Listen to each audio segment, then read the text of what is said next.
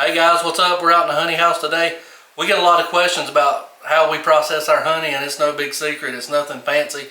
We've got a honey house here that'll handle approximately 100 hives easily. Keep in mind it's a little slower than everything that's automated because we're not all automated, but it does the job, so stay tuned. We'll show you around. Okay guys, so this is our retail section of the honey house. My wife has a little boutique that she sells clothes in out of our honey house. She's got a nice little selection of clothes, and believe it or not, she does really well selling clothes. It's crazy. I never would have thought, I never would have had that idea to put that inside of a honey house, but it actually does really good for us. Over here we have a selection of our shirts that we keep.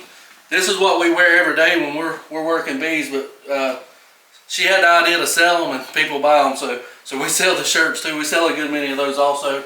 Some more clothes. Over here, this is actually my first honey extractor that I ever purchased on my own. It's getting kind of old. It's a old 4-frame tangential extractor from Dadant. It works really well, but now its duties have been relegated to decoration. So over here, if you'll take a look, we just like to display some of the honey we have that we've gone and got from places. Obviously, Miller Bee Supply, we get honey from them. I can't see that one. I'm not sure on that one. Bubba O'Leary's or something. Some Cayman Reynolds honey. Apple Barn from Gatlinburg. Some honey from Bob Benny's place down in Georgia. And this is some of our early spring harvest. That's our own honey there. If you move on over here, you'll see we sell some candles. We actually sell a lot of candles. It's just a nice little display we have to sell candles. She decorated it up. It looks really good. Here's our counter, obviously our cash register, and this is where my wife does all the bookkeeping and whatever she needs to do. She's decorated it up quite nicely. If you come over here, you'll see that we've got honey on display. Keep in mind we don't normally sell a lot of honey out of here. Most of our honey is sold to retailers and things like that, but a lot of times we'll have people just stop by, and this honey is actually going out Monday. We just hadn't had a chance to get the labels on it, and I thought it'd look nice for the video. Obviously, this is my first Kelly smoker. It's actually a Dadant smoker, but it's sold by Walter Kelly.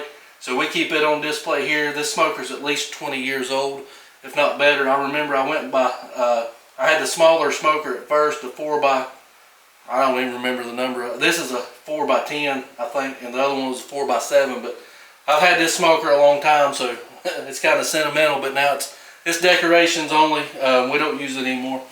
If you come over here, you can see we have a sink. Every good honey house needs a sink. You got to wash your hands. It's a sticky job. This sink isn't anything fancy. It's just a stainless steel laundry sink that we put in. Paper towel holder here. As you can see, we like the Dirt Rooster sticker, and Jose, the California beekeeper. We got some of those stickers at the Hive Life conference, so what better place to keep them than inside your honey house? If you look down here, we've plumbed this. So we've got a garden hose adapter so we can wash our equipment out real easy. And there's actually a floor drain. You won't be able to see it, but it's over there behind the bucket, so we can wash everything out and drain it out outside of the honey house. Every honey house needs a freezer, even if you're just storing pollen supplement, or if you need to freeze a frame real quick, we've got that taken care of. If you come over here, this is a receptacle for our hot knives. We sometimes run 2 hot knives at a time. We use a Dadant uncapping tank. It's been great, and I believe it'll hold 20-something frames. Don't quote me on it. I don't remember exactly. We keep it wrapped in cling wrap to keep it clean and sanitized. We don't like to have any dust in it or anything like that. Over here, this extractor is the backbone of our operation. It's a Dadant 20 frame. It'll hold 20 deep, shallow, or mediums, and you can actually fit, I believe, 32 frames in this extractor. It works really well. It doesn't wobble much. And this honey house will handle 100 colonies easy. Now keep in mind we have to close the retail section off when we're extracting honey, and that becomes storage, so we have to protect the floors. We have to do a lot of things like that. But it works for us. Over here is our air conditioner unit. It cools and dehumidifies, and it does really well at that. It keeps it nice and cool in here in the summer. If you're going to build a honey house, we highly recommend you insulate it well. All it takes to heat this small area is a little space heater. Obviously we wouldn't have it on with box or anything in the way like over here. This is just a cart we use when we're melting wax. We take our wax melter down, we put it on the cart and get it away from our bottler because we don't want any wax on our bottler. We keep various supplies on here, candle making, things like that. We have a wax processing tank, and we use it to melt down any of our cappings, and it works phenomenally well for that. We've also got a we've actually got two of these. We've got one in this honey house and one in the other, and we've also got a 12 frame radial in our other honey house. But this, I can't speak highly enough for some type of bottling unit. You can't always have honey on hand, and when somebody shows up wanting it, you know, you need to be able to make it. So not run into your kitchen and say, oh, well, let me run in my kitchen, I'll bottle it. These things are phenomenal. They're expensive, but they're worth their weight in gold, and they're well worth the investment. So I highly recommend a bottling unit. I'm going to go more into the technical aspects of the honey house here in just a second, so stay tuned. Okay guys, if you look under our bottler and our wax melter, you can see another shelf. We've got an old school uncapping tub under there we mostly use to mix pollen supplement. We've got a grease gun for our extractors, just some odds and ends. Shelf space is limited, but you need storage space, so I highly recommend that you have that. Any kind of area you can store things would really help you out and keep stuff up off the floor. So stay tuned and we'll get into the technical aspects. Okay guys, so a little bit about building a honey house. I highly recommend building one on a slab. This one is not.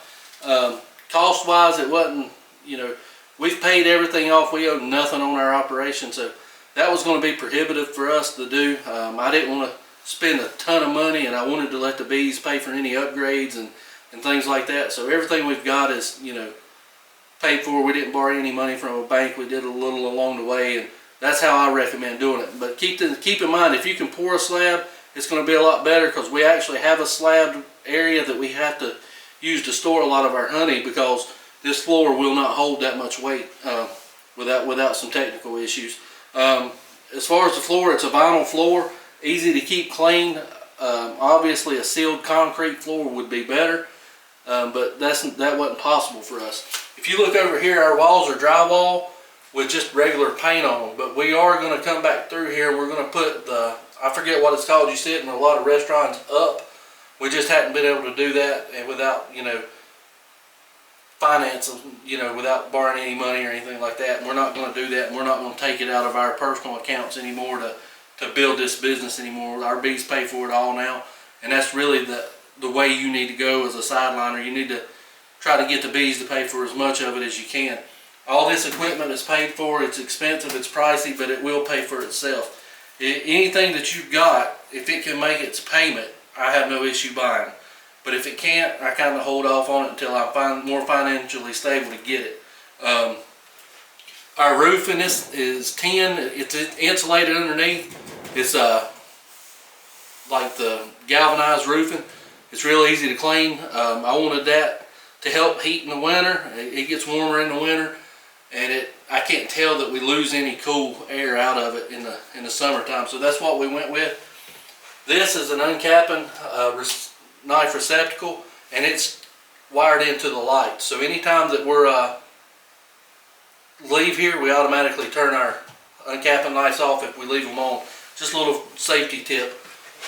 As far as electricity goes, go bigger than what you think you're going to need. This one, we're about maxed out with our electrical needs. It's a 60 amp panel, and it's all on separate circuits. Our light's on a separate circuit, our receptacles is on a separate circuit, our air conditioner's on a separate circuit, but we're still at the max capacity of where we need to be. So it'd be hard to put anything else in here that draws a lot of electricity. And keep in mind, a lot of this stuff isn't running at the same time. Obviously our wax melter's not running when our extractor's running, and we don't have our wax melter running whenever our bottling tank's running. Those are two things that really use a lot of heat, and so do your uncapping knives. We have LED lighting in here. Go with LED if you can, because it draws less electricity, and you don't have to worry about, you know, you can run a lot more on that circuit than you can just if you use regular lighting. A little bit about our sink. The water supply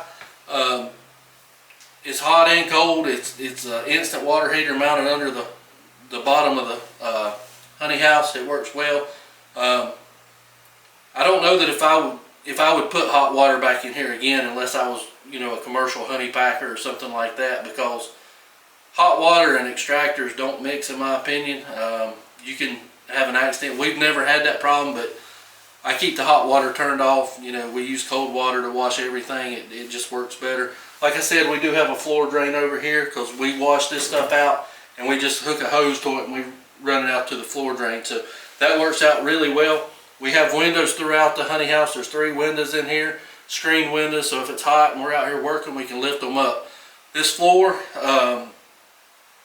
you can use a lot of different things, but this floor actually cleans up really well, so we're excited with that. I'll be back with you in just a minute.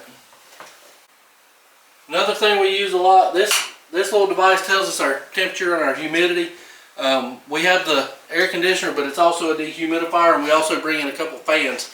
When we extract our honey, we bring it in here and we dehumidify it for at least a day, sometimes 2, and we keep that fan running constantly, and it can really draw out a little bit more moisture. And I'm talking about maybe a point or 2 moisture content. So we like this, and we like to keep the humidity in here as low as possible, especially when we're extracting honey, because humidity's not your friend. It's hygroscopic, means it attracts moisture, and honey that's uncapped will attract moisture through just from the air and such like that. If you look over here, I'm not sure, I mean, this is a disaster area really.